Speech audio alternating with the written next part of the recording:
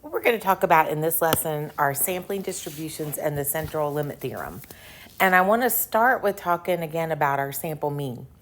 In real situations, statistical studies involve sampling several individuals, then computing numerical summaries of the sample. Most often, X bar is computed. And we know that X bar is a mean from our sample, or the sample mean. And if several samples are drawn from a population, they are likely to have different values for X bar because the value of X bar varies each time a sample is drawn. X bar is a random variable.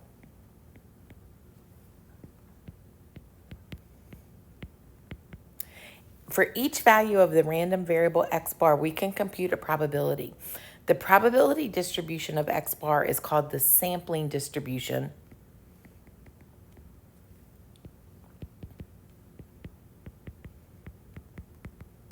Of X bar. And what I want you to do is pause the video and make these two graphs and then turn it back on and I will talk about it.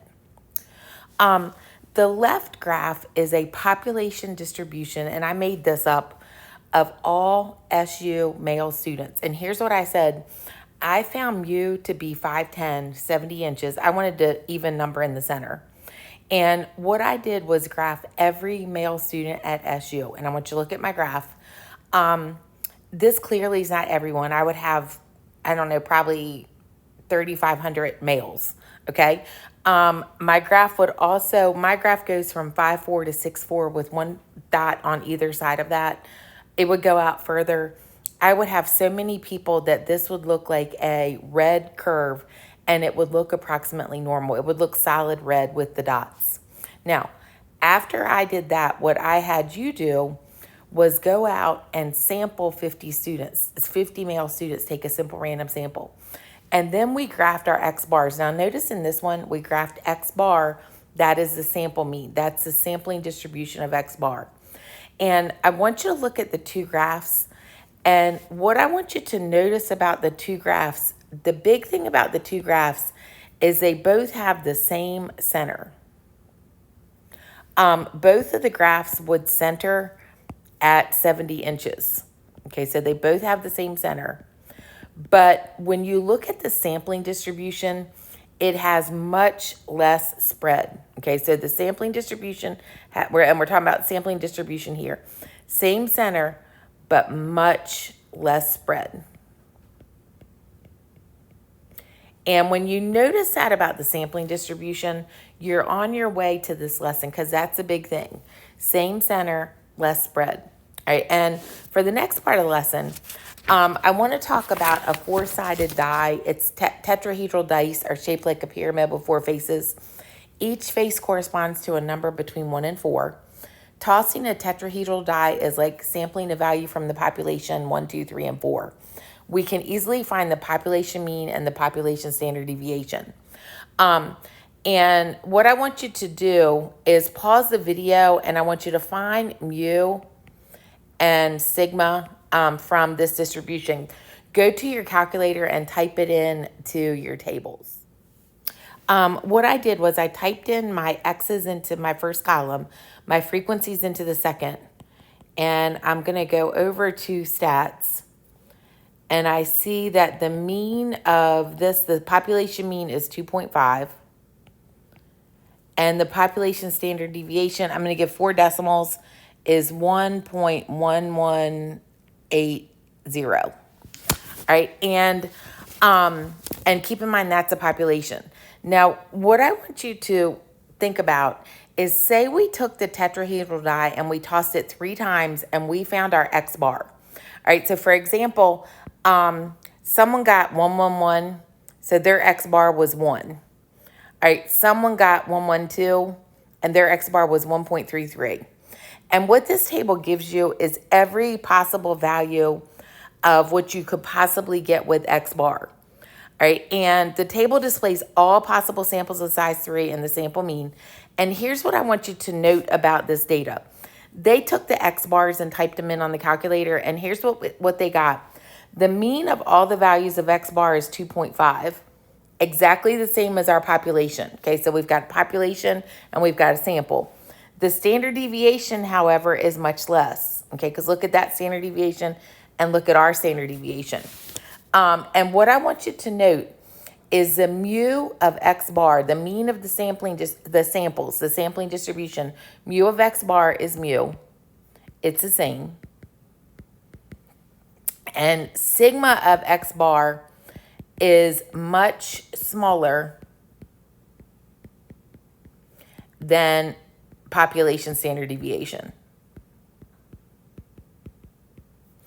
And that's because you're taking a sample and you're averaging it. It's like back here when we talked about our male students. When I average 50, there's no way I'm going to get an average of 50 that's 6'4". The spread is going to be much less. And that's a big thing with these sampling distributions. Now, I'm going to give you a couple formulas. The mean, and like we said, the mean of the sampling distribution is 2.5, which is the same. That relationship always holds. So the mean of a sampling distribution, mu of x bar is mu. Okay, this is sampling distribution.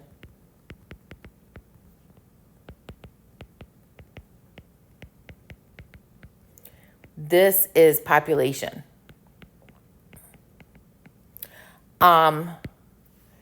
And this is always the same.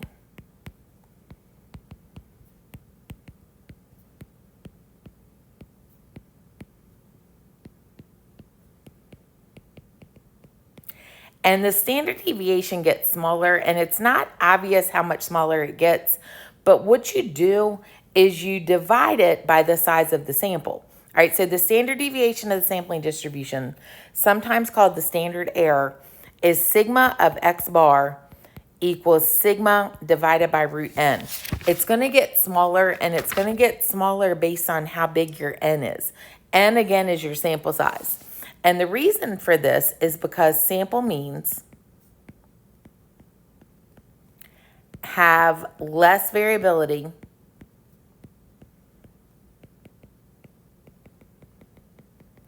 than population.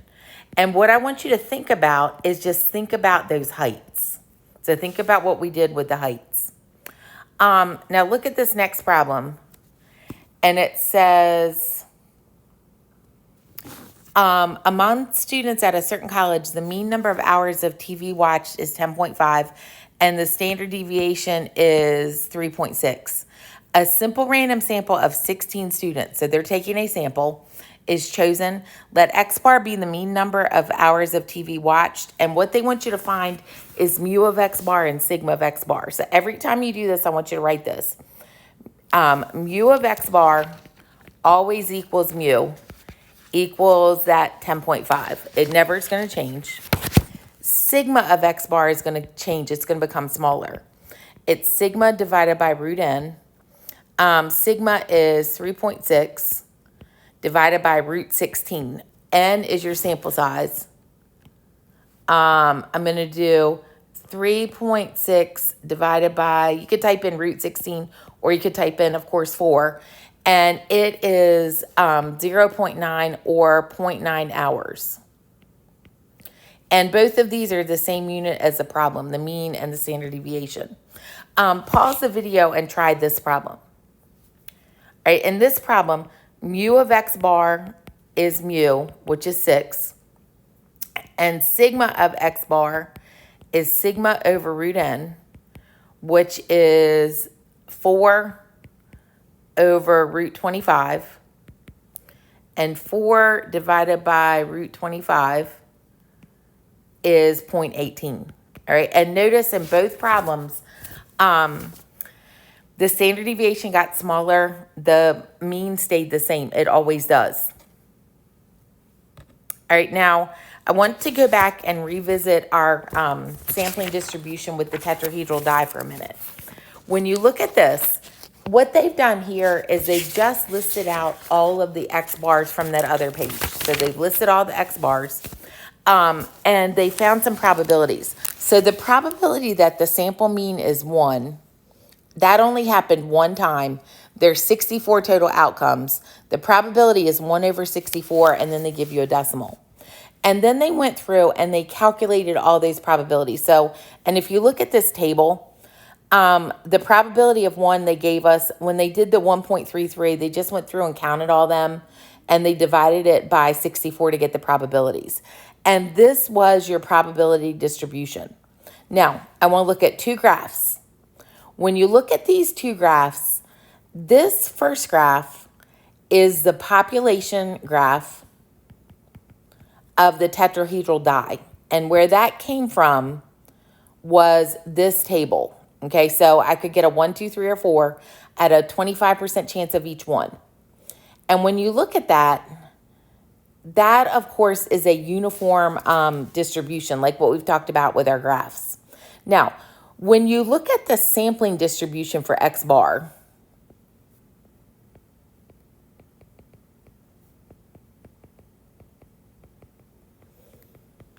I would expect it to look like the population if I hadn't taken stats before, didn't know any statistics. But when you look at it, it looks very different. And if you look at it, it looks almost normal. And again, this sampling distribution is this graph of those probabilities.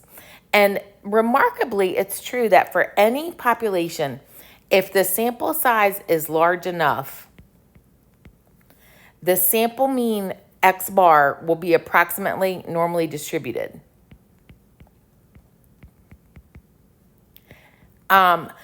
For a symmetric population like the tetrahedral die population, the sample mean is approximately normally distributed for a very small sample size like n equals 3. And the reason we want it to be normally distributed is because we want to be able to do our curve and find areas under the curve. If you don't get normal distribution, you cannot use any of that stuff from 7.1 and 7.2, finding the area under the curve. And I want you to look at a different graph. Here is a population that is skewed. Now, clearly that's strongly skewed right. And what we started doing was taking samples out of it. And when you look at this one, we took a sample of size n is 3. It is still skewed right. That did not work like it did on that uniform distribution. And this one, they took a sample of size 10. That's better, but still not good enough. But when you look at the next one, by the time they took a sample of size 30, we were getting that approximately normal look. And again, that's what we want in order to be able to do the areas. And you never say normal, you say approximately normal. All right, so this is population. This is samples of size 30. And notice that by the time we got to 30, we were seeing normality. The size of the sample needed to obtain approximate normality depends mostly on the skewness of the population. But what happens, and you all will see this in chapter 8, you really don't know what the population looks like. If you did, you wouldn't sample. Okay, so we don't know if the population is skewed right, or we don't know if the population's uniform. We don't know what the population looks like. So what we do in practice, we take a sample size bigger than 30. N is greater than 30, and we see that that's large enough. And the remarkable fact that the sampling distribution of X bar is approximately normal for a large sample from any distribution is part of one of the most used theorems in stats, the central limit theorem, or the CLT. And here's what the CLT says. If X bar is a mean of a large, and large is just greater than 30. I don't really think that that's that big. But a large, in Gallup polls and stuff in America, they take 1,500 people. But for us, we just need more than 30. Simple random sample from a population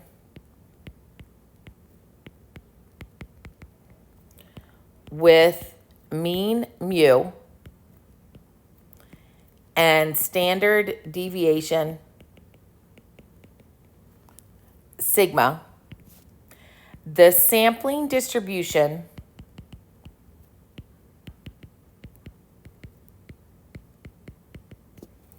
of X bar has an approximately normal distribution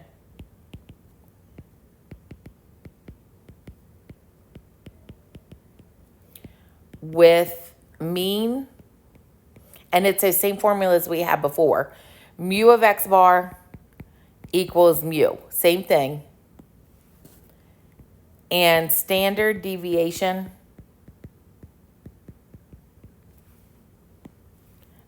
sigma of X bar equals sigma over root n. And I want you to look down here. The central limit theorem applies for all populations. For symmetric populations, a smaller sample size may suffice. Like I said, you don't know what the population looks like though, or you would not do a sample. Now, if the population itself is normal, the sample mean will be normal for any sample size. Okay, so that's the big thing down here. If the population is normal, if we know it's normal, something like male height or female height, the sample mean X bar will be normal for any sample size. All right, and on this check your understanding, I want to determine whether or not it's appropriate to use the normal distribution to find probabilities, okay? So the first one, when it says a sample of size 45, we know we're okay. Will be drawn from a population, okay? And it gives you the mean and its standard deviation. We are fine here because n's greater than 30 and we have the CLT, okay? Now I want you to look at the second one. A simple random sample of size 42. We know we're okay, but keep reading. When it says it's drawn from a normal population, that is the best scenario. You don't want to use CLT. That kind of trumps, like in a card game, it trumps CLT. Here's what we're going to say. With the normal population, we're just going to say yes, normal population. I don't have to worry about it if it has a normal population. Now, when I look at the third one, I'm concerned about my sample size. It's small, but it's a normal population. All good.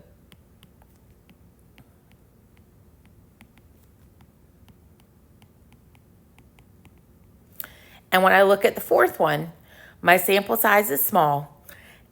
It doesn't say anything about normal population in this problem, so it's not big enough for CLT to apply, so I cannot do anything with normal distributions for that problem. On this one, we're going to use the central limit theorem to compute probabilities involving sample means, and I want you to split this into two problems. I'm going to make up a second problem. I'll tell you at the end. But it says recent data from the U.S. Census indicates that the mean age of college students is 25 years with a standard deviation of 9.5 years. They take a simple random sample of 125 students, and we want to know what's the probability that the sample mean age is greater than 26 years. We're talking about the sample mean. All right, so N, the sample size is definitely greater than 30, so CLT tells us we're safe to use normality. And here's what I want you to do. Mu of X bar equals mu equals 25. And sigma of X bar is what's going to change. It's sigma over root n, which is 9.5 over root n is 125. Now, you can keep it like the radical, like it is, and that's fine. I like the decimal better, but I want to show you what to do with the decimal. 9.5 divided by root 125. When you do the decimal, like 0.85 is not enough. You want 4 decimals. So I'm going to say 0.8497. And I want you to make this graph skinny because it's a sampling distribution of X bar. And here's what I want to do. I want to know what's the chance that my mean age is greater than 26. And these are my X values. All right, so I'm going to go to my calculator. I'm going to go to distributions. This is normal. Every time on this, make sure you set your parameters. All right, so my mean is 25, and my standard deviation is 0.8497. And I'm going to do a right tail curve. And I want to know, this time they're giving me X, not the area. I want the area. I want to know the probability that X is greater than or equal to 26. All right, and my chance of that is 0.1196. All right, and what I want you to do for the second one, I want you to assume that the distribution is normal. And I want to know, what is the probability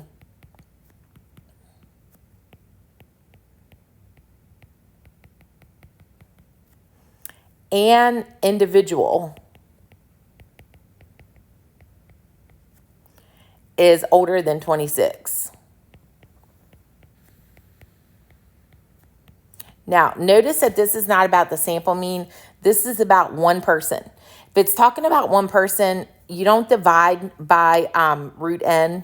You just say, you use the mean and the standard deviation from the original problem. Some people like to always divide once I teach them that sigma of x bar. If you did divide, you would divide by 1 because it's one individual, so nothing's going to change. Now, I want you to make this wider because this is population. Remember our population, our height, how it was so much wider. And what I want to know is, what's the chance that one person is older than 26? Every time here, go back and reset your parameters. So my 25 is fine, but my standard deviation resets to 9.5. And it's a right tail curve again. And I have my x. So I want to know, what's the chance that x is greater than or equal to 26? And you see that the area is much bigger. It's 0.4581 because, like at SU, I definitely could get an individual who was taller than 6'4", but I'm never going to get a sample of 50 that are taller than 6'4". So anytime you're doing an individual, your chance is going to be higher than for a sample mean. For this next one, we're going to use the same data, and I'm only going to do one problem. The mean age is 25, and we want the mean age is 25. Standard deviation is 9.5. We're taking a simple random sample of 125. Same question, and I'm going to start. Mu of x bar is 25. Sigma of x bar is sigma over root n, which is 9.5 over root 125, same as before, which is 0.8497. Don't worry about making your graph thin this time. The graph is just to help you on the calculator. My mean is 25. And these are my x values. Notice we've not done anything with z because none of these problems have asked me for a z-score. And I want the 30th percentile. So when you think of percentile, always think like if you're at the 30th percentile, 30% of people are below you, are shorter than you, did worse on the exam than you, below you in any kind of way. So on this graph, the 25 would be the 50th percentile, okay, because 50% are below 25. When I want the 30th, I'm going to move it this way, and I want the area to be 0.3000. Always on your calculator, go back to the parameters and make sure that they are set correctly. So that my 25 is good, but I need to change this back to 0.8497. And this time, I don't know what x is. That's what I'm looking for. It is a left-tailed graph, but I don't know what x is. I know the area is 0.3000 because it's a percentile. All right, and what it gives you is your x. If you look in the x, it gives you x. And what you want to do, anytime you have an x or a z-score, you want to round it to 2 decimal places. So to 2 decimal places, that would be 24.55. All right, and if you look at this last problem, we're going to split this into 2. I've got Hereford cattle, and it says based on the data, the mean weight of 1-year-old Hereford bull is 1,135 pounds. Standard deviation is 97. Would it be unusual for the mean weight of 100 head of cattle to be less than 1,100 pounds? 100 head is like a sample, okay, because you're taking 100 cattle. N's greater than 30. So CLT tells us I'm good to use normality. And I'm going to set this up the same way. I'm going to say mu of x bar equals mu equals 1,135 pounds. Sigma of x bar equals sigma over root n, which is 97 divided by the square root of 100, which is 97 divided by 10, or 9.7. Now, don't worry about the size of your curve. That's just to help me with the calculators. It doesn't matter what your curve looks like. But here's what I want. I'm going to put 1135 here. I like to make mine a little bit fatter because my numbers fit better. All right, and I want to know, is it unusual for the mean to be less than 1,100 pounds? Okay, so that's what I want to know. And I have my X's. I want the area. So hit your back arrow and reset your parameters. My mean is 1135. My standard deviation is 9.7. All right, and I have a left tail. And I want you to look at the graph on the calculator where that 1100 is. Notice it's a lot different than mine. All right, and I want to know what's the chance that X is less than or equal to 1100. All right, and I want you to note on the calculator you don't see anything shaded, okay, because the probability is about 0. Look at your probability, and I'm going to write it down here. It's 1.54. I'm only going to write a little bit of it, and it's E negative 4. Anytime it goes into E, it's real big or it's real small. If it's negative, it's real small. So this E negative 4 means move your decimal 4 places to the left. I'm going to have to add 3 zeros, 0.000154, okay? Now, that is almost 0. That's why the graph on the calculator looks different than my graph. You want 4 decimal places, so that's my 4th decimal place, and I'm going to take it up. So the chance is 0.0002. All right, a very low chance. A 2 in 10,000 chance of this happening. Now, the question says, would it be unusual? And you want to say yes. You don't have to explain why it's unusual, but it's unusual because 0.0002 is less than our cutoff of 0.05. Now, the next part, I want to assume normality, and I want to talk about 1. Would it be unusual for one of these cows to weigh less than 1,100 pounds? So I don't divide by anything. I go back to my original data. Mu is 1135. And sigma is 97. Now, you all know this curve would be much wider. That doesn't matter. I want to know what's the chance that the weight of one cow is less than 1,100 pounds. Go back and reset your parameters. 1135 is fine, but that needs to change to 97. And left tail, less than 1,100. Now, notice this time your graph looks different. Look on the calculator. There is a 0.3591 chance of that happening. All right, so there's a big chance of one of them being less than 1,100 pounds, just not an average of 100. And this one asks again if it's unusual, and we're going to say no. Pause your video and do this next sheet, and then turn it back on, and I will explain it. For this section, it gives you the mean and the standard deviation, and it says the sample size 50 is drawn. Find the probability that X bar is greater than 11. All right, so I'm going to start the same way. I'm going to say mu of X bar equals mu equals 10, and sigma of X bar equals sigma over root n, which is 8 over root 50.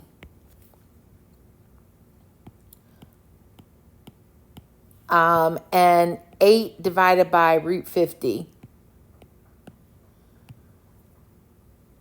is 1.1314. All right, so I'm going to set up my curve.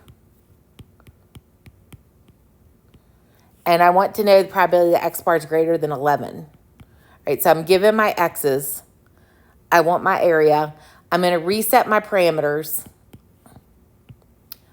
This is a right tail curve. Oops, hold on, reset your parameters. Mu is 10, and standard deviation is 1.1314. It is a right tail curve, and I want the probability X is greater than or equal to 11, and it's 0.1884. And CLT holds because I got a sample size 50. That's why I was able to do that. Now, B is the same information, and it says, would it be unusual for X bar to be less than 8? All right, so every time I think you should go back and look at your parameters. Now, my parameters are correct, but I think you should check it every time.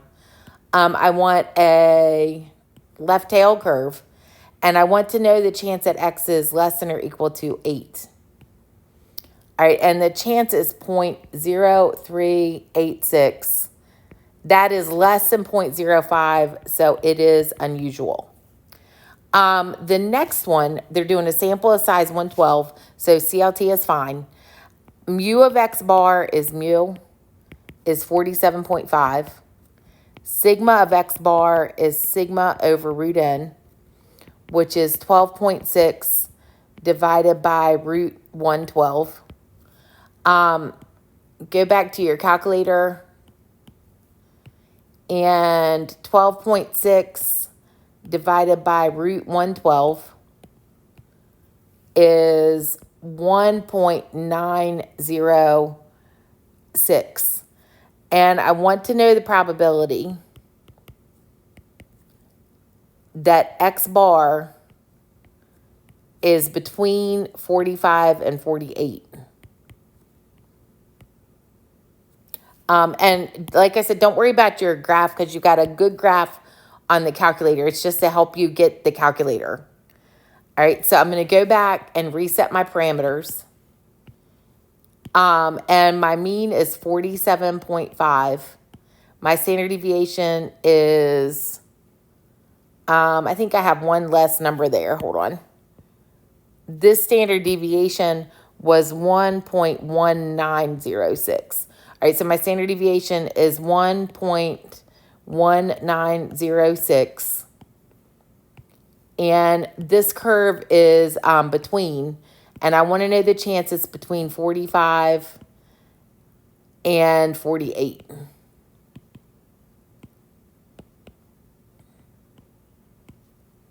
And my area is 0.6449. The next one, it wants to know if it's unusual for it to be greater than 48.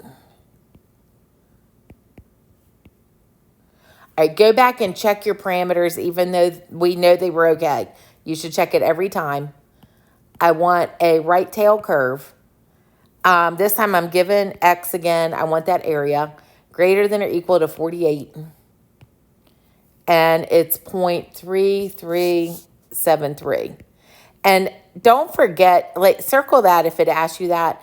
Is it unusual? And my answer would be no. So I hope this helps. And that's the lesson on the central limit theorem.